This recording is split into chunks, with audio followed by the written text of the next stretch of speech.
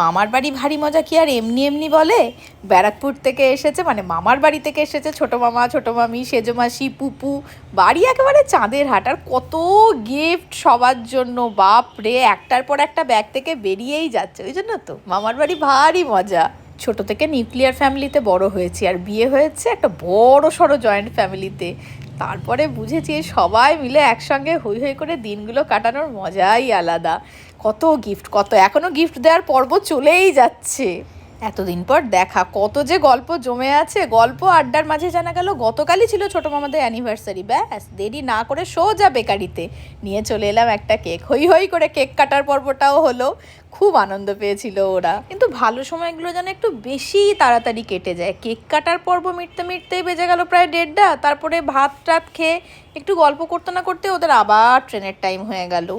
যাকগে, যেটুকু পাওয়া গেল সেটুকুই বা কম কি। খুব আনন্দ করলাম এইটুকু সময়। আবার ওদের আসার অপেক্ষায় থাকলাম, আর কথা দিলাম খুব তাড়াতাড়ি আমরা যাব। দেখা হচ্ছে পরের একটা নতুন মিনি ব্লগে।